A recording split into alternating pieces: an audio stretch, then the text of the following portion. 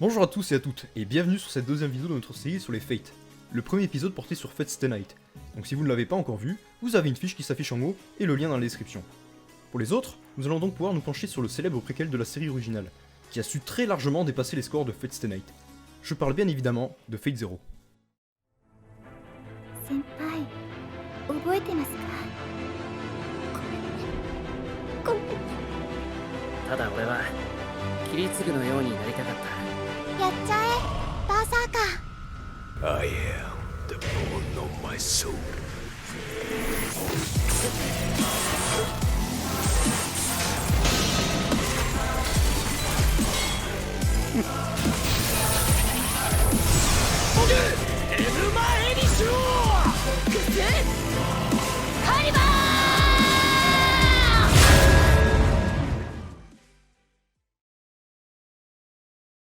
Nous sommes en été 2004. Urobo-Shigen, écrivain plein de doutes quant à son avenir, décide de mettre fin à sa carrière. Il est lassé des histoires qui se terminent toujours bien et ne trouve son compte qu'en malmenant les personnages qu'il écrit. Cependant, alors qu'il s'apprête à l'annoncer à ses amis le lendemain, ceux-ci lui proposent un nouveau projet qui le galvanise et relance sa motivation. Ses amis, ce sont Takeuchi Takashi et Nasu Kinoko, les deux cofondateurs de Type Moon, qui viennent juste de sortir leur visual novel Fate Stay Night. Et ce projet, vous l'aurez compris, il s'agit de l'écriture de son préquel Fate Zero. Alors déjà, ce qu'il faut savoir, c'est que Nasu, l'auteur de Fate Stay Night, c'est de base un grand fan du travail de Urobuchi. Il lui avait d'ailleurs demandé de l'aider à écrire Fate Stay Night quelques années plus tôt, quand son état de santé lui faisait penser qu'il n'arrivait pas à tout faire tout seul. Au final, ça ne s'était pas fait car son état s'était amélioré. Et c'est donc sur Zero que cette collaboration naîtra enfin. On n'a pas l'habitude de vous faire ce genre de mise en contexte, mais pour cette fois, on s'est dit que ce serait intéressant et utile pour la suite de la vidéo. Avant de continuer cependant, finissons rapidement la fiche technique de l'œuvre. Oui, donc comme on vient de vous le dire, Fate Zero c'est un light novel écrit par Urobo-Shigen. Il est composé de 4 volumes qui sont sortis entre décembre 2006 et décembre 2007, avant d'être adapté en anime par Ufotable en 2011. L'histoire, préquelle de Fate Stay Night, raconte le déroulement de la 4ème grande guerre du Graal. On y suit ainsi ses différents participants, et tout particulièrement Kotomi Nekirei, Weaver Velvet et Emiya Kiritsugu, le père adoptif de Shiro. Bon, et autant le dire tout de suite, là on est sur du très lourd. Je l'ai déjà mentionné en début de vidéo, mais Fate Zero c'est clairement mieux noté que son prédécesseur sur les sites consacrés. Les raisons elles sont multiples.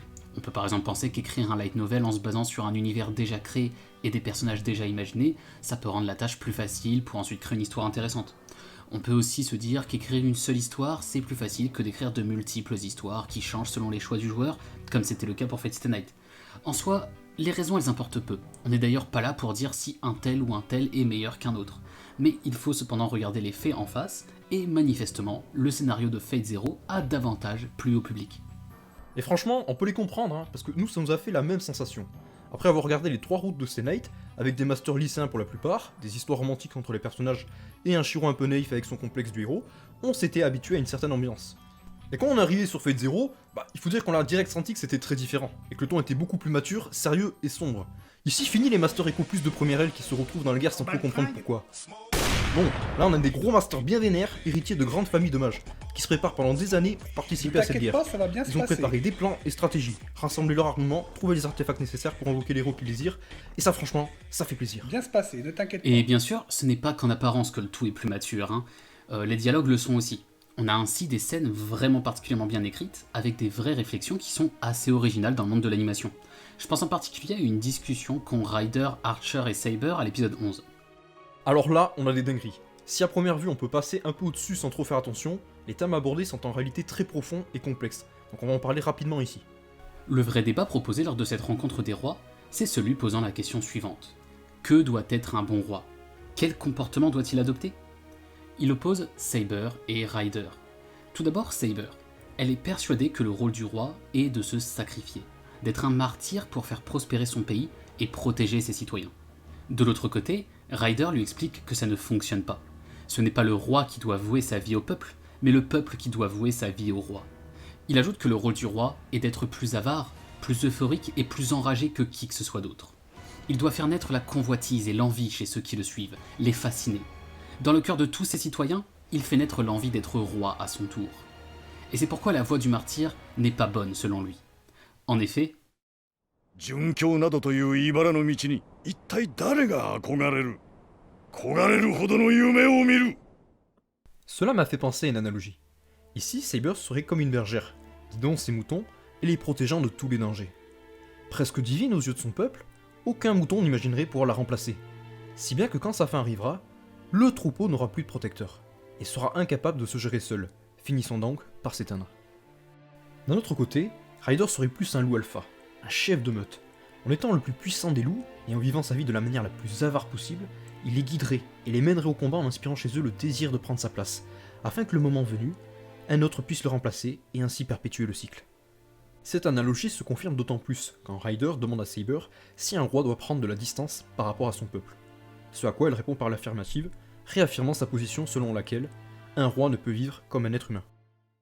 Là, on vous donne qu'un aperçu de ce qui est dit, hein, car d'autres thèmes sont abordés dans la discussion, mais les développer ici serait beaucoup trop long et casserait le rythme de la vidéo, donc on va en rester là. Mais en tout cas, voir ces trois grands rois discuter ainsi, c'était vraiment passionnant. C'est avec ce genre de détails qu'on voit que Urobuchi a su parfaitement comprendre ce qui était intéressant dans le concept d'esprit héroïque réincarné. En effet, dans Fate Stay Night, ce délire des servants téléportés dans notre monde, c'était pas énormément abordé. Un petit peu bien sûr, mais à part pour Saber, ça restait plutôt en surface. Zero a su beaucoup plus développer cette partie, et c'est ce qui fait une de ses grandes forces selon moi. C'est d'ailleurs pas la seule chose qu'il a développée. On l'a déjà dit et répété, Fate Zero est un préquel, et un excellent par-dessus le marché. Donc comme tout préquel, il se doit de faire le lien avec l'histoire originale, et doit donc développer les personnages qu'on connaît déjà. Ainsi, on va avoir l'occasion d'en apprendre plus, notamment sur les Mato, les Tosaka et les Iceberg, et donc finalement sur les parents de tous les personnages principaux de Stay Night. On a même la chance d'avoir un épisode entier avec Loli Tosakarin qui casse des bouches, et ça, mais quel plaisir! C'est vrai, et puis au-delà de développer des personnages qu'on connaissait déjà, on en apprend aussi plus sur la tour de l'horloge, l'association des mages, la magie de manière générale. Et on a même droit à des personnages complètement originaux et qui sont merveilleux. Je pense ici à Waver Velvet et son servant Ryder. Tout au long de l'anime, on a de nombreuses occasions de les voir discuter ensemble, interagir avec les autres masters et servants, et on apprend à vraiment apprécier cette relation qu'ils forgent ensemble. Ryder, c'est d'ailleurs un des servants les mieux écrits que j'ai pu voir jusqu'à présent. Sans spoiler sa réelle identité, il s'agit d'un grand roi de l'histoire. Et ça en fait, mais même si on nous l'avait pas dit, on l'aurait compris. Il possède un charisme incroyable et sait toujours trouver les mots justes, si bien que s'il existait réellement, mais on le suivrait nous aussi sur le champ de bataille avec plaisir. Sur ce point, il rappelle un peu Askeladd de Vinland Saga. Sauf que son seiyuu, c'est celui qui joue Thorkel. Dommage, ça aurait rendu la comparaison encore plus évidente. Mais bref, si on parle de personnages bien écrits, on est évidemment obligé de parler des personnages les plus importants. Kirei, Saber et bien sûr Kiritsugu. On peut pas se concentrer sur tous les personnages, sinon ça prendrait des heures, donc on va uniquement parler de Kirei. Pour ça, on va faire une grosse partie spoiler, donc ceux qui n'ont pas vu Fate Zero, vous êtes priés de skip cette partie et d'aller au Timecon indiqué à l'écran. C'est fait ? Bon, alors allons-y. Kirei, c'est quelqu'un qui a toujours travaillé dur. Dès ses 10 ans, il est devenu un assassin pour l'église, et a tué des dizaines d'hérétiques, mages, etc. Mais bien vite, il se rend compte que quelque chose ne va pas. Contrairement à ses pairs, il ne trouve rien dans ce monde qui ne l'excite, qui ne l'intéresse. Il ira de travail en travail pour tenter de trouver quelque chose qui lui plaît, mais rien n'y fait. Il décide même de prendre une femme, Claudia, et d'avoir un enfant avec elle. Mais même ainsi, il ne trouvera aucun intérêt dans cette famille.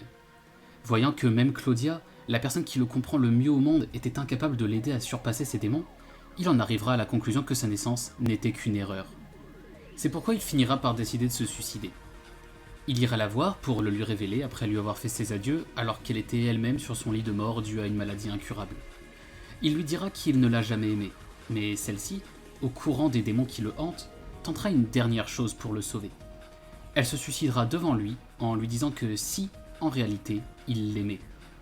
Cette tentative de lui faire remarquer qu'il était capable de ressentir des sentiments s'avéra cependant vaine.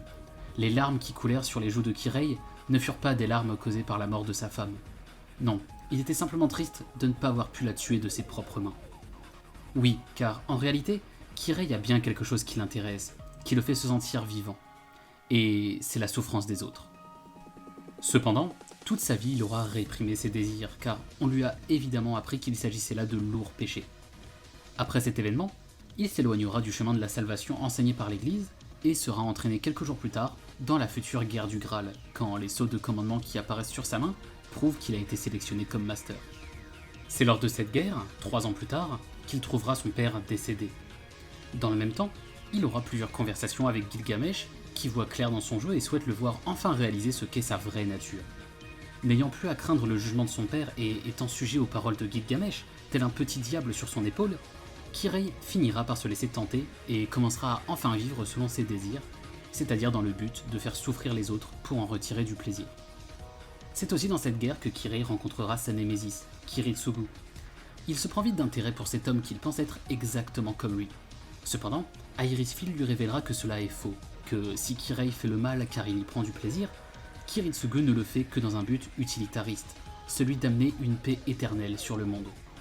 Après ça, vous savez ce qu'il se passe, et Kirei aura plus d'occasions de se confronter encore une fois à l'idéal héroïque de Kiritsugu via son fils adoptif Shiro. Mais ce n'est pas la question ici. Le fait est que vous l'aurez compris, on a ici un incroyable talent d'écriture. Kiritsugu, que je n'ai pas développé pour ne pas prendre 3 heures, s'écrit en parallèle de Kirei, l'un tentant de toutes ses forces d'aller contre son désir de faire le mal, tandis que l'autre mettra de côté toutes ses émotions et ira jusqu'à tuer toute sa famille pour faire ce qu'il pense être le bien. C'est pas pour rien que ces deux personnages sont parmi les personnages les plus adulés par la communauté des fans. Bon, fin de la partie spoiler. Puisqu'on a fini de parler du fond, on va maintenant se pencher sur la forme. Fate Zero, c'est animé par le studio Ufotable. Et bien que ça date de 2011, il reste visuellement plus beau que la majorité des animés qui sortent de nos jours. Bien que quand on les regarde à la suite, on sent que Fate Zero est un poil moins beau que UBW. Le studio ayant eu 3 ans entre les deux pour s'améliorer encore. Il n'en reste pas moins vraiment très bien animé. Mais du coup on va pas s'attarder sur ça, puisqu'on a déjà fait toute une partie très détaillée, expliquant comment est faite l'animation de Ufotable dans notre vidéo sur Fate Stay Night. Donc si vous voulez en savoir plus, on vous renvoie vers celle-là. La musique, gérée par Yuki Kajiura qui travaille à la même époque sur la merveilleuse bande-son de Madoka Magica et qui s'occupera plus tard des Evansville, est parfaitement adaptée à l'animé. Pour les génériques, les deux openings sont nickel, mais c'est vraiment le deuxième ending Sora wa Takaku Kaze wa Utau chanté par Luna Haruna qui m'a énormément marqué.